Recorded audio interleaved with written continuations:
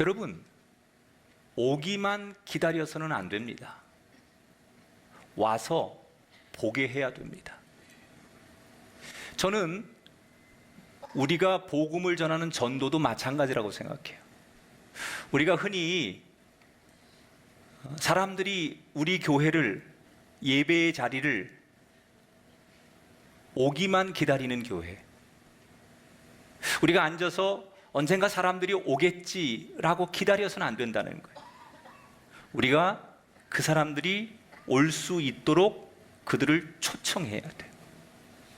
보통 많은 사람들이 전도는 나가서 사람들에게 복음을 전하는 게 전도라고 생각하지만, 사실은 성경에 보면 전도는 사람들을 불러서 주님 앞으로 초청하는 것, 오게 하는 것, 그게 전도예요.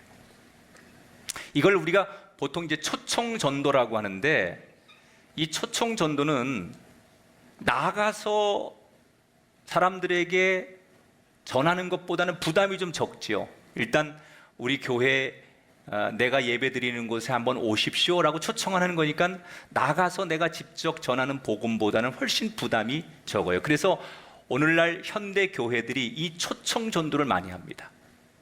우리도 1년에 몇 번씩 VIP를 작정하고 초대하고 느헤미야의 프로젝트 같은 걸 통해서 사람들을 불러오는 전도를 계속하지요. 그런데 우리가 사람을 어느 장소에 초대할 때 규칙이 있어야 돼요. 성경에서도 이 초청 전도에 나름대로 영적인 룰이 있었어요. 그냥 사람들을 초대하는 것이 아니라 그 안에는 초대하는 나름대로의 영적인 질서가 존재하더라는 거죠. 그래서 오늘 요한복음 1장에 등장하는 이 전도의 이야기를 통해서 우리가 가장 쉽게 할 수 있는 사람들을 복음 앞에 교회로 초대하면서 어떤 성경의 가르침을 우리가 가져야 될까? 예수님께서 본격적인 사역을 시작하기 전에 유대 사람들이 가장 존경하던 종교적인 스타는 세례 요한이었습니다.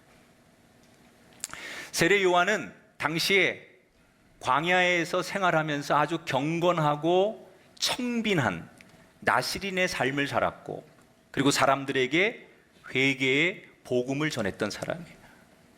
그래서 로마의 지배를 받고 있던 유대인들 가운데는 영적으로 정신적으로 기댈 만한 좋은 스승이 세례 요한이라고 생각해서 자신들의 영적인 목마름을 세례 요한을 통해서 채웠습니다. 사람들은 그 세례 요한을 존경하면서 어떤 생각까지 하느냐, 저 세례 요한이 하나님이 보내신 성경에서 약속한 구세주는 아닐까. 그래서 몇몇 사람들은 세례 요한에게 당신이 성경에서 약속한 우리를 구원할 구세주 아니십니까? 이렇게 물어보기도 합니다.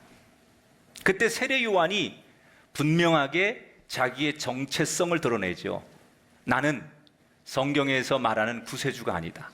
나는 주님이 오실 길을 곧게 하는, 나는 그 구세주의 신발끈조차도 붙들 수 없는 연약한 존재다. 사람들이 자기를 존경하고 열광해도 세례 요한은 자기는 구세주가 아님을 스스로 고백하게 되죠. 유대인들이 이 유대 땅에서 가장 신실해 보이고 자신들이 가장 존경하는 이 세례 요한조차도 내가 구세주가 아니라고 말하니까 사람들은 도대체 그럼 성경에서 말하는 구세주는 얼마나 대단한 분일까? 우리가 우리 눈에 보이는 존경하는 세례 요한도 구세주가 아니라고 한다면 이분도 훌륭한데 이분보다 더 훌륭한 구세주는 얼마나 대단한 분일까? 사람들은 구세주에 대해서 더 목말라 하지요.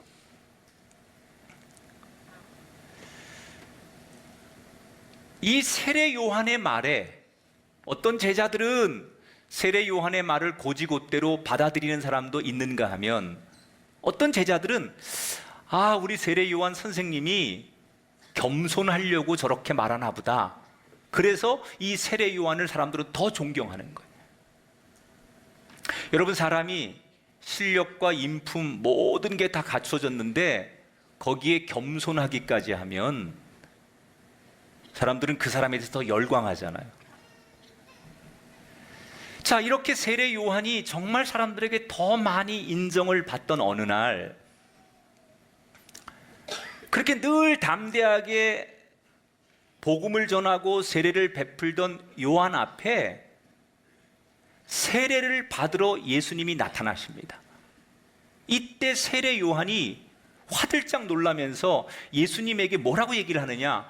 아니, 제가 세례를 받아야 되는데 어떻게 당신이 여기에 오셨습니까? 그리고 그 어느 때보다도 정말 겸손하고 두려워하는 모습을 보이게 돼요. 이때 제자들이 충격을 받습니다. 늘 담대하고 늘 자신이 있었던 우리 선생님 세례 요한이 저 예수님 앞에서 두려워하며 머리를 조아리는 모습 앞에 도대체 저 예수라고 하는 분이 누구일까? 그런데 곧 세례 요한의 고백을 통해서 저 예수라는 분이 누구인가를 많은 사람들이 알게 되죠. 세례 요한이 예수님에 대해서 뭐라고 얘기를 하느냐?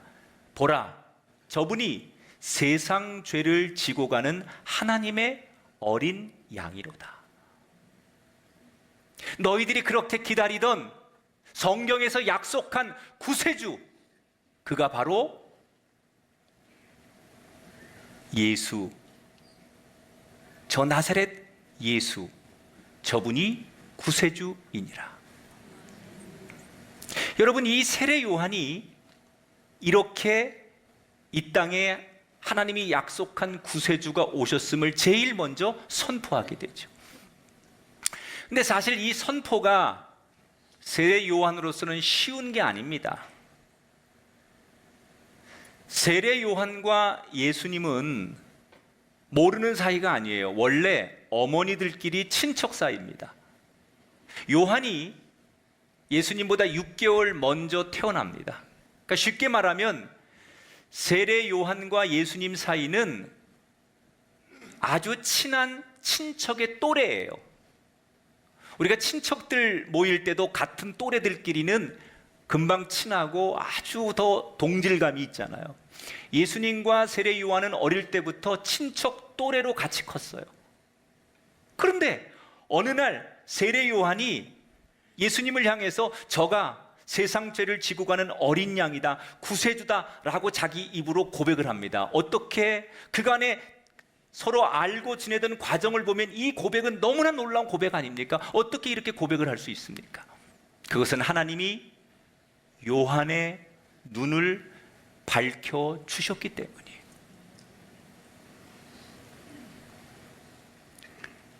그냥 내가 알고 지내던 또래의 친척, 친구 정도 그런 관계인 줄 알았는데 어느 날 하나님께서 요한의 눈을 밝혀주시니까 단순한 친구요, 단순한 친척이 아니라 저가 하나님이 보내신 이 땅을 구원할 구세주임이 보이기 시작했다는 거예요. 여러분, 우리 인생은 하나님이 우리의 눈을 뜨게 해주셔야 돼요. 그래야 우리가 우리의 육신의 눈으로 보지 못하는 걸 봐요. 특별히 부모님들이 자기 자녀들을 볼 때 부모의 눈으로만 보면 이 자녀는 매일같이 어린 아이들, 그리고 미완성, 부족한 아이들 이렇게 보이지만 어느 날 하나님이 눈을 뜨게 하셔서 내 자녀를 보면 내 자녀를 향한 하나님의 비전이 보이고 내 자녀를 향한 하나님의 계획이 보이고 하나님이 어떻게 사용하실지 하나님의 은총이 보이는 순간 자녀를 넘어 내 자녀가 하나님의 사람으로 보이게 되는 거예요. 나는 여러분에게 세례 요한의 눈을 뜨게 하신 하나님께서 여러분의 눈을 뜨게 하는 은혜가, 눈이 밝아지는 은혜가 여러분 인생 속에 축복으로 일어나게 되기를 축원합니다. 자, 이 세례 요한이 예수님을 보고 너무 두려워하며 놀라하는 모습을 보고 세례 요한을 따르던 제자들 가운데 그 예수님을 더 알고 싶은 마음이 생긴 두 명의 제자가 예수님을 찾아갑니다. 그리고 자기 선생님이 이 예수님을 이 땅의 구세주라고 선포를 했는데 정말 자기들이 확인하고 싶어서 예수님께 찾아가서 궁금한 걸 묻고 대화를 하다가 이 두 명의 제자가 정말로 우리 선생님이 말씀한 대로 이 예수가 성경에서 말하는 구세주라는 것을 자기들이 직접 확신하게 돼요. 대화를 통해서 성경을 묻고 이렇게 대화하다가 정말로 세례 요한이 말한 구세주가 이분이 맞다라는 것을 두 제자가 직접 확신을 해요. 이 두 제자 가운데 한 사람이 누구였느냐? 안드레입니다. 이 안드레가 예수님과 대화를 하다가 정말로 이분이 구세주인 것을 확신하고 흥분해서 집으로 돌아갑니다. 그리고 집에 돌아가자마자 자기의 형 베드로를 붙들고 흥분된 목소리로, 형, 내가 지금 누구를 만나고 온 줄 알아? 형 깜짝 놀랄 거야. 내가 지금 성경에서 약속한 이 땅을 구원할 구세주를 만났어. 그러면서 자기가 예수님을 만난 이야기를 쭉 흥분해서 자기 형 베드로에게 전하는 거예요. 형도 한번 만나보면 깜짝 놀랄 거야. 형도 가서 꼭 만나야 돼. 그리고 자기 형을 데리고, 베드로를 데리고 안드레가 예수님께 베드로를 인도하는 거예요. 성경에 보면 이 베드로가 자기 동생 말을 듣고 순순히 예수님을 만나러 갑니다. 여러분, 베드로가 왜 자기 동생을 순순히 따라갔을까요? 동생이 하는 말이니까 뭐 그냥 따라갈 수도 있지만, 이 베드로가 아무리 동생이라도 자기 마음에 동의가 안 되면 따라가지 않았을 거 아니에요? 그런데 순순히 이 동생을 따라서 예수님께 갑니다. 그 이유를 오늘 성경 41절에서 이렇게 소개하죠. 같이 한번 41절을 읽어보겠습니다. 시작. 그가 먼저 말하되 우리가 메시아를 만났다 하고. 성경이 뭐라고 말해요? 만난 것 같은데 그렇게 말하지 않아요. 이 베드로의 동생 안드레가 뭐라고 말해요? 우리가 메시아를 만났다라고 말해요. 그러니까 이 대화를 여러분 유추해 보면 동생은 100% 확신을 하는 거예요. 내가 직접 만나보니 우리 선생님이 말한 대로 예수가 구세주인 것을 내가 확신한다는 거예요. 그러니까 자기에게 예수님을 소개하는 동생이 동생이기 때문에 믿는 게 아니라 그 말하는 동생의 말이 너무나 확신에 차 있는 거예요. 자신감에 충만한 거예요. 너무 확신하게 말하니까 이 말을 듣는 베드로가 마음이 움직이기 시작하는 거예요. 그래서 궁금해서 동생을 따라 예수님을 만나러 가요. 그리고 자의반 타의반 이 베드로는 그 공동체에 등록을 하게 됩니다. 그런데 그때부터 이 베드로가 수제자가 되고 그러지 않죠. 처음에는 베드로가 얼떨결에 동생을 따라 예수님 만나러 갔지만 자기는 여전히 예수님을 구주로 확신하지 못해요. 다만 예수님께서 먼저 베드로에게 너는 반석 같은 존재가 될 것이다 라고 축복을 선언한 뒤에 베드로는 그 공동체에서 겉돌죠. 처음에는 자기 장모님의 열병을 예수님이 고쳐줬는데도 그저 고마운 분, 나한테 지인 이 정도였지 그 예수님이 정말로 나의 구주이시고 우리가 그토록 사모하는 이 땅을 구원할 구원자라고 확신하지 못해요. 언제 베드로가 예수님이 나의 구주임을 확신합니까? 깊은 곳에 그물을 내려 고기를 잡는 체험이 있는 그날 비로소 예수님이 나의 구주임을 고백하게 되고 그때부터 수제자가 돼요. 여러분, 평범하게 살던 이 베드로가, 어부로 살아가던 이 베드로가 언제 인생이 바뀌었습니까? 예수님을 만나는 때가 언제입니까? 그 동생의 안드레의 초청. 근데 그 초청이 그냥 확신 없는 초청이 아니라 너무나 초청하는 안드레가, 동생이 확실하게 자신 있게 믿을만하게 이야기를 하니까 그 이야기를 듣고, 확신의 이야기를 듣고 자기의 마음이 움직여지기 시작했다는 거예요. 우리가 사람을 초대하고 초청할 때 이 안드레 같은 이런 마음이, 이런 자세가 필요하다는 거예요.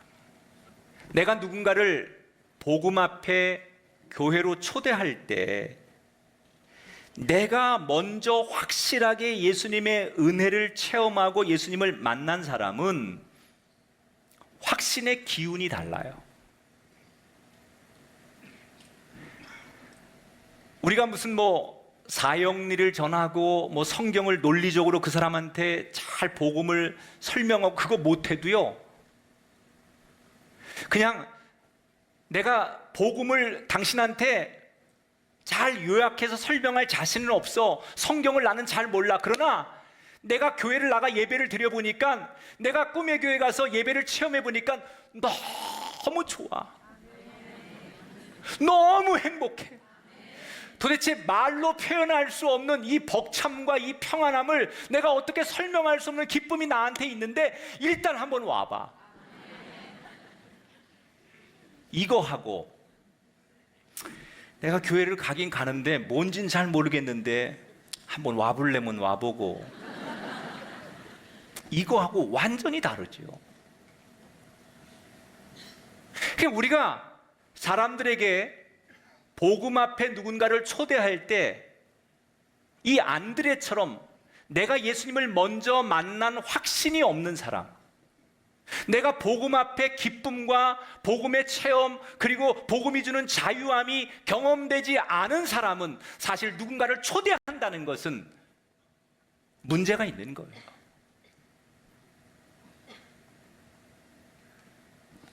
복음의 기쁨, 예배 안에서 주는 자유함, 이것이 확실한 사람이 초청할 때, 그때 사람의 마음이 움직여지는 거예요. 그러므로 여러분, 나는 여러분이 이 복음이 주는 체험, 기쁨, 평안, 은혜가 여러분 안에 먼저 충만하게 경험되길 바랍니다. 그리고 여러분 그 기쁨과 그 평안과 그 자유함을 가지고 누군가에 나가서 여러분 그들을 자신 있게 확신에 거하여 초대하면 여러분을 통하여 이 교회 제2의 베드로가, 또 하나님이 사랑하고 쓰신 반석 같은 존재들이 여러분의 손을 통하여 이 교회에서 회심하게 되고 구원받게 되는 역사가 나타날 줄 믿습니다. 물론 안드레가 베드로를 초대했을 때 기대만큼 이 베드로가 처음부터 훌륭한 제자가 되는 건 아니에요. 여러분, 우리가 누군가를 초대했는데 그 사람이 첫 주부터 은혜 받고 나오자마자 막 성경 공부하고 훌륭한 교인이 되진 않죠. 그러나 반드시 초대되어 나왔을 때 그에게 복음이 들어가고 시간이 지나면서 그를 변화하는 것은 하나님의 몫이라는 거예요. 여러분의 삶을 통하여 누군가가 초대되는, 초청되는 안드레의 은총이 여러분에게 있게 되길 주의 이름으로 축원합니다. 자, 이렇게 베드로가 제자가 되고 그 다음 날 예수님께서 다시 갈릴리로 돌아가던 중에 누구를 만나느냐? 빌립을 만나게 돼요. 빌립. 근데 예수님께서 이 빌립에게 그냥 다짜고짜 이렇게 말씀하시죠. 너 나를 따라라. 그러자 이 빌립이 마치 뭐에 홀린 듯이 예수님 말 한마디에 예수님의 제자가 되겠다고 따라 나섭니다. 성경에는 예수님께서 빌립을 그냥 초청하시고 빌립은 예수님의 초청을 따라가는 것으로 소개가 되어 있지만 사실은 요 구절 사이에는 수많은 이야기가 있었을 거예요. 성경은 글로 그렇게 표현했지만 요 예수님의 부름과 이 부름에 초청돼서 따라가는 빌립의 이야기 속에는 많은 이야기가 숨겨져 있는데, 이 빌립은 베드로와 안드레 같은 마을 사람이에요. 그러니까 여러분 한번 생각해 보세요. 그 전날 안드레와 베드로가 예수님을 만나고 아마도 작은 동네에 들어가서 안드레가 베드로가 예수님을 만난 그 이야기를 흥분해서 만나는 사람들에게 전했을 거예요. 특히 친구들에게 제일 많이 얘기했을 거예요. 야, 내가 어제 구세주를 만났다. 성경에서 말하는 구원자를 만났는데, 그리고 흥분된 목소리로 자기가 만난 예수님의 이야기를 만나는 사람들에게, 친구들에게 안드레와 베드로가 이야기를 했을 거예요. 그리고 아마도 그 동네에서 안드레가 베드로가 하는 이야기를 들었던 친구 중에 하나가 빌립이었을 거예요.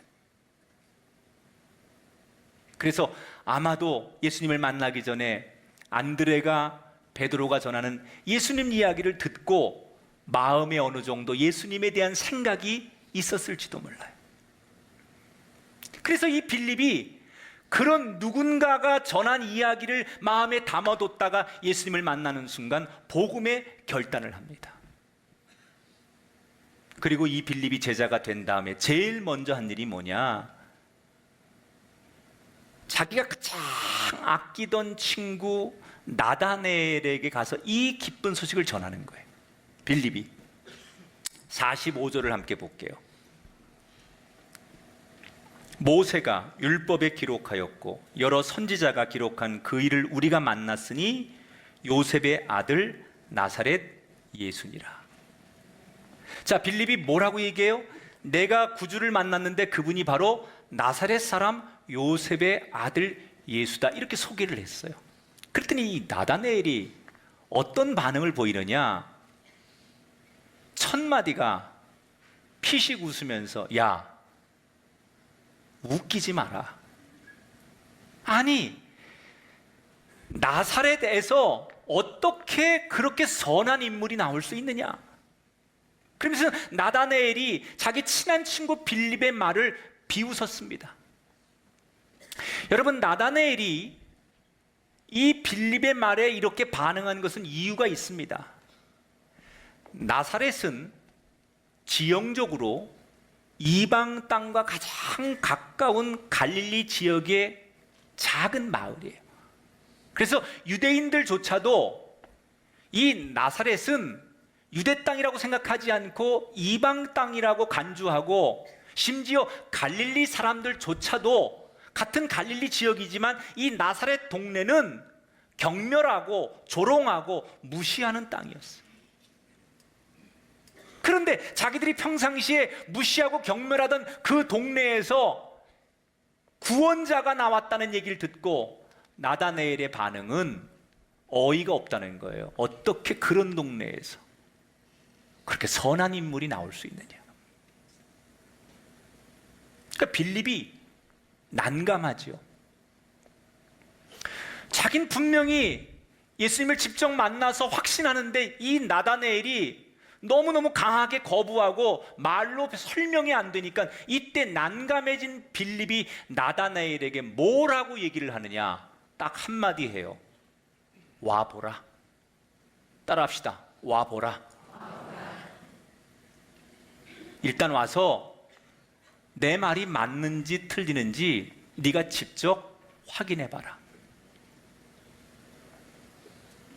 자, 그래서 나다나엘이 직접 확인하기 위해 예수를 만나러 가요. 이때 47절에 성경에 보면 이렇게 기록되어 있어요. 예수께서 나다나엘이 자기에게 오는 것을 보셨다. 이 나다나엘이 오자 예수님께서 이 나다나엘이 어떤 사람인지 다 알아맞히시는 거예요. 여러분, 이 나다나엘이 빌립의 손에 이끌려서 예수님께 나가는데 상상해 보세요. 그냥 기쁜 마음으로, 즐거운 마음으로 예수님 앞에 나갔을까요? 아마도 투덜거렸을 거예요. 빌립에 이끌려서 예수님 앞에 나가면서도 이 나다나엘은, 야, 내가 한 번만 나간다, 한 번만. 내가 너하고 친구니까 우정을 봐서 한 번만 가는 거야. 나 다음부터는 안 간다. 너 얼굴 봐서 내가 가주는 거야. 그러면서 온갖 이야기를, 공투세를 다 하면서 예수님을 만나러 갔을 거예요. 자기는 한 번도 예수님을 만난 적이 없어요. 그런데 예수님 만나자마자 자신의 성격, 자신의 마음, 자신의 생각, 자신이 지나온 삶을 다 알고 계신 거예요. 나는 예수님을 만난 적도 없는데, 나는 예수님을 본 적도 없는데, 저 예수님은 나에 대해서 모든 걸 알고 계세요. 이 예수님의 영적인 통찰력 앞에 나다나엘은 놀라움을 넘어서 무릎을 꿇게 돼요. 그리고 그가 먼저 예수님 앞에 이렇게 고백해요. 49절 같이 읽어보겠습니다. 랍비여, 당신은 하나님의 아들이시요 당신은 이스라엘의 임금이로소이다. 오늘 이 예배당에 오신 성도 가운데 나다나엘의 이 고백을 할 수 있는 사람이 많아지게 되길 바랍니다. 감정으로 나오고 관계로 나오고 여전히 이성으로 이 기독교를 받아들이는 누군가에게 오늘 나다나엘이 예수님을 만난 뒤에 스스로 무릎을 꿇고 당신은 하나님의 아들이십니다, 이렇게 자기의 입으로 고백했던 일이 여러분에게도 우리에게도 일어나게 되기를 주의 이름으로 축원합니다.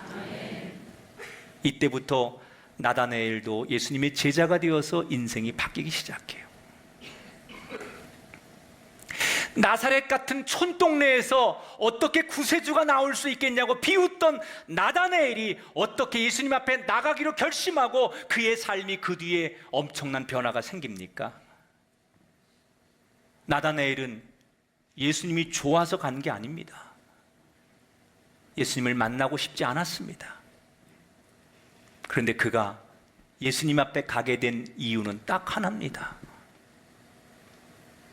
자기를 초청하는 그 빌립이라는 친구가 좋은 친구였기 때문에, 예수님을 알기 전에, 예수님에 대한 신뢰가 있기 전에, 예수님을 만나기 전에 그는 부정적이었습니다. 그런데 예수 앞에 갈 수 있었던 원동력은 자기를 예수 앞에 초청하는 이 빌립을 신뢰할 수 있었기 때문에, 믿을 만한 친구였기 때문에 우리는 나가서 우리가 신학과 성경을 논리적으로 설명하고 가르칠 수 있는 능력이 되지 않을 수 있어요. 그건 어려운 일이에요. 여러분이 그렇게까지 여러분의 삶을 헌신하고 훈련될 수 없어요. 그러나 누군가에게 내가 경험한 예배와 복음의 기쁨을 나눌 수는 있잖아요. 초청할 수는 있잖아요. 그러기 위해서 여러분, 오늘 우리는 그 누군가를 초청하기 위해서 두 가지의 영적인 진리를 붙들어야 돼요. 따라합시다. 내가 먼저 확실하게 주님을 만나야 합니다. 따라합시다. 내가 먼저 복음 앞에 확신해야 합니다. 할렐루야. 내가 확신이 없으면 그건 전도가 아니에요. 내 스스로 내가 누구 앞에 이 복음에 대해서, 그리스도의 진리에 대해서 내가 확신하지 않으면 그건 전도일 수 없어요. 내가 확신해야 돼요. 말로는 표현이 안 돼도 너무 좋은 거, 너무 행복한 거. 교회만 갔다 오면, 예배만 드리면 내 삶이 너무너무 말할 수 없는 기쁨과 평안이 넘치는 거. 이걸 확신하는 거예요. 그때 복음의 열매가 열릴 줄 믿습니다. 따라합시다. 초청하려면 신뢰할 만한 관계가 되어야 합니다. 아멘. 그래서 나 때문에라도, 제 주변에 보면 친구 따라서 교회 다녀서 교인이 되고 목사가 되고 선교사 된 사람들 많아요. 그냥 친구가 좋아서, 그 선생님이 좋아서, 그냥 그 사람이 좋아서, 그 사람을 믿기 때문에, 그 사람이 너무 좋은 사람이기 때문에 그 사람을 신뢰해서 따라갔다가 예수님까지 만나는 이 은혜가, 이게 성경이 가르치는 전도예요. 우린 이 전도를 많이 해야 돼요. 따라합시다. 와서 보게 하라. 아멘. 우리 모든 성도들, 이 성경이 가르치는 복음을 많이 전하셔서 우리 교회 베드로, 빌립, 나다네일, 이런 인물들이 곳곳에서 주님 앞에 헌신하고 쓰임받는 하나님의 종들이 많아지는 축복의 교회, 요한복음 1장의 역사가 우리의 교회에서 삶 가운데 나타나게 되기를 주님의 이름으로 축원합니다.